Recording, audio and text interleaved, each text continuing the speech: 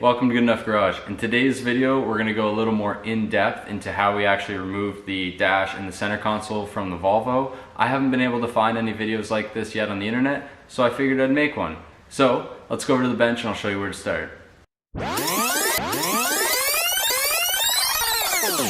Alright, so here we have the center console. I've got it put together like it would look in the car. To start removing it, you'll want to take off the faceplate for the head unit. You just pop the top out and then pull up and it'll pop right out. Next up, we're going to want to take the head unit itself out. To do that, there's a beauty panel that looks like this right behind the waterfall panel. Just pop that off, you just pull down on it and it'll pop out. There's just little metal clips that hold it on. They're metal, it's nice, they don't break. Next, we'll pull the head unit out. So it's also held on with metal clips. So you just push from behind, it'll pop out, and you'll notice there's two connectors on the back of it. So just undo those and pull the head unit out. Next, what you'll want to do is pop off the shift boot. You don't have to take the shift knob off. You just have to undo the boot from the waterfall panel. But if you'd like to take the shift knob off, they're not threaded on. You have to push down and twist. I forget which way I twist it. I believe it was clockwise. No, counterclockwise. But yeah, just push down and twist and that should pop right off. Next, we'll have to get at the two bolts or two screws that hold on the little feet at the back of the waterfall panel or the bottom of the waterfall panel. And to do that, we'll need to dig into the armrest. So if you open up the armrest, you'll see inside that there are a little beauty panel here. You pop that off at the top and then pull it out. Here's what it looks like. Some of you will have a little connector right there. That's for the aux input. So pop off the top and then it should pull up and out. Behind that, you'll see two screw holes at the top here and here. And then at the bottom, there's two more as well. You can see the holes there. Once those screws are out, you'll move up front again to where there's two screws behind the beauty panel you popped out to get at the back of the radio. Undo those screws. So now that you've got that done, you'll need to pull out the little trim piece. This just pops out like that, or sorry, pop up on the edge of it and then pull out of the dash or the center console, and that way the emergency brake handle won't interfere with anything. So next, what you'll have to do is you have to physically slide this portion of the console backwards in the car, and what that'll do is reveal the two Torx screws. All these screws I believe are T25. It'll reveal the two screws there. Undo those. Undo the two screws that are located here and here, and then you're ready to take out the waterfall panel. Once you've taken out the waterfall panel, this little tray here just pops right out. You just pull up on it. And I believe that's everything you need to do to take the center console out. So when you go to lift it out of the car, you'll want to lift the back end up, pull it backwards, then lift it up and take it out. You'll find underneath the panel, there's all these little holes.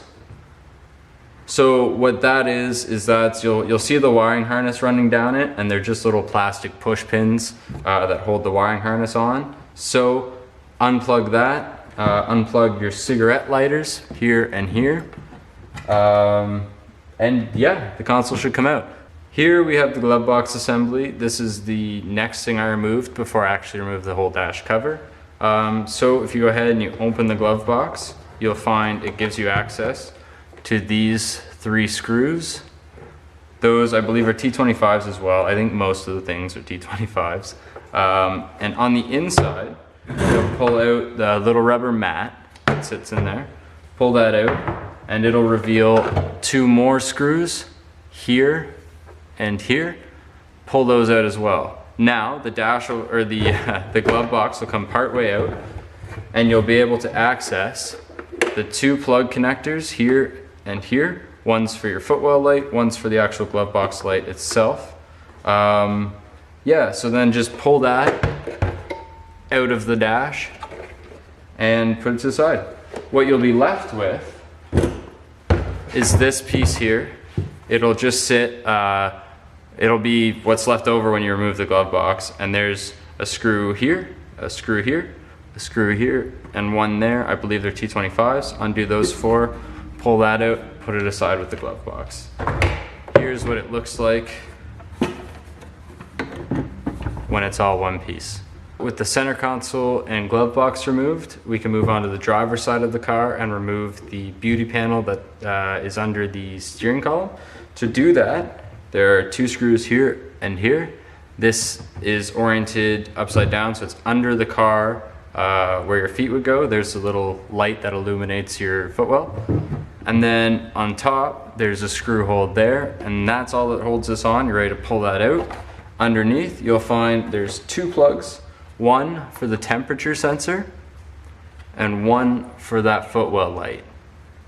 Once you unplug those, you can put this to the side. So once you get the beauty panel off the driver's side and the glove box off the passenger, you'll see these metal pieces. They all bolt on and they're pretty easy to get at, so you'll see them once you're in there. These 4 pieces support the glove box. These 2 pieces go on either side of the HVAC assembly, and this piece right here is under the steering column. You'll see it right as you remove the beauty panel.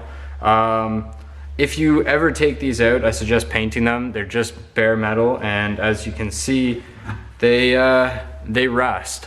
So you definitely want to clean those up and paint them.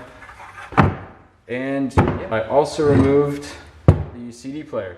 There's simply 2 screws on that top bracket. Pull it out, and there's a few connections on the back here. So here we've got the dash. To take it out, you'll need to pop off this end panel. Underneath that, you'll find a screw. I believe it's a T25. You don't have to remove this piece, but if you'd like, there's a screw here, and then it just pops out. Next, you've got the ignition tumbler. That you can reach around and pop it out. There's a little silver ring that you need to pop out as well, and there's a Cannon plug on the back of it. Where the radio is, you'll see the 2 screws here and here. You don't need to pop out this vent. There's nothing really behind it. Little sneak peek on the gauge pod, that's all you get to see. Moving on to the other side, pop off the same end panel, and there is another screw underneath that. If we flip the dash around, you'll see that it's held on with more of those metal clips. So just lift up on the front of it and pull out gently, and eventually you'll get it free of these plastic clips. Once you have it out, you'll notice behind these vents, that's your 4-ways, so you need to unplug that. The light control here, you'll also need to unplug that. There's normally an airbag here. I've removed it just to make the dash lighter and easier to move around. You do not have to remove it, and I do not recommend you work on any airbags because they're a safety feature. So do it at your own risk.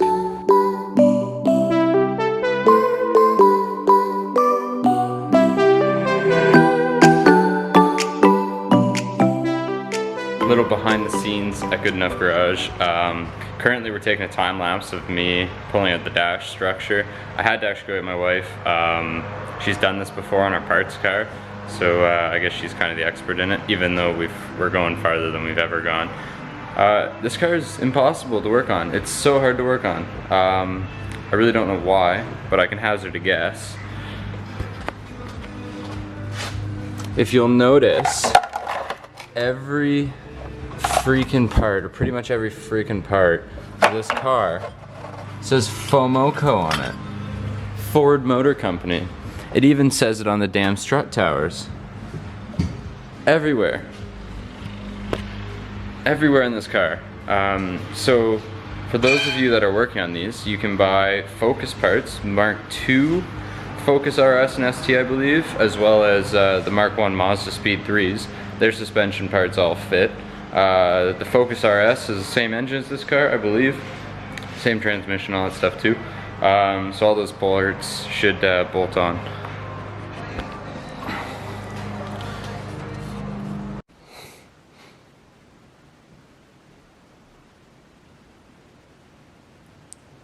So with all that out of the way, we're ready to take out the steering column. To do that, we're gonna have to remove this beauty panel. There are 3 screws on the bottom of it. And then once those are out, pop the top off, the front pulls up, and then you're ready to pull that out, and the bottom piece will just come right out. The steering column itself, we have a bolt that goes through here. This clamps the joint onto the rack and pinions input. We also have 2 bolts, one here going this way, and one in the same place on the other side, as well as 3 cannon plugs. One's here, and the other is right here. Once you're done with this, we're ready to move on to the dash structure. So after you've removed everything, this is what you're left with. It's the dash structure, and it's pretty intimidating when it's sitting on the bench, even more so when it's in the car. And surrounded by wiring harnesses and vents and such.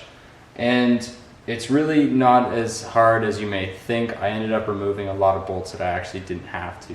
So where I started was this bolt here and that bolt there. Those are mirrored on the other side as well, driver and passenger side, as well as this bolt that screws into the metal bar. This goes from the outside where the door jamb is, through the door jamb itself and into that bar. Moving on to where the dash or the glove box is, there was 4 bolts on top, these 4 here, as well as 2 on the bottom. So those need to come out. There's nothing where the head unit was. Everything should be disconnected there when you removed everything else. Where the steering column mounts, you'll find there are 2 bolts. I believe 2 bolts that go through here. I might be wrong. But there's 4 more in each corner that need to come out. As well as the 2 on the outside here and the bolt that goes through the door jamb. Now on top, I removed all the bolts holding on this beauty panel. You do not need to do that to take this out of the car. That can stay on there, and it's way more of a pain to try and screw around with it when it's in the car. Now we'll flip it over and I'll show you the backside looks like. So on the backside, there's only 2 bolts that I was concerned about, and that is here and here. Those are on the back side, and they attach the steering column to the dash structure itself. Aside from that, that's all that needs to come out. There's a screw or a little plug here. It's the light that blinks when you lock your car, like the security light, I guess. That little connector has to come out, so you just unplug that. I also removed the screws that held in this vent here. You do not need to do that. The vent will stay with the dash structure, and it'll just pull out as one piece. The fuse panel is located under here as well. There's 2 little they're these plastic clips. So you pop those out, that'll disconnect that, and you should be good to pull this out and work on whatever it is you need to work on behind the dash.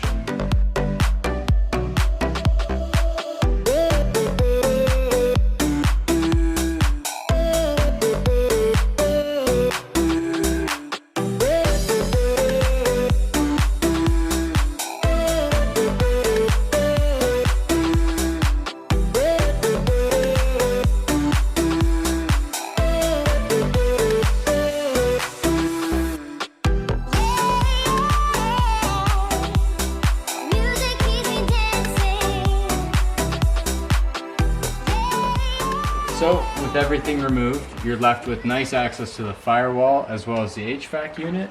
And actually, the HVAC unit is the whole reason why we're here. The symptom was I wasn't getting any cold air, I was only getting hot air. So I determined that it was the electric motor that controls the temperature blending door. It's actually this motor right here. I have it removed. It's on the little gear train that controls the door. And yeah, so I'm going to be replacing and troubleshooting that and then putting the dash back together. So that covers the dash removal. If you want to watch the install, play the video in reverse.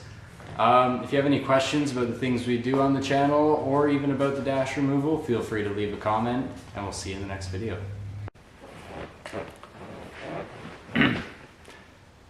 Hey, welcome to Good Enough Garage.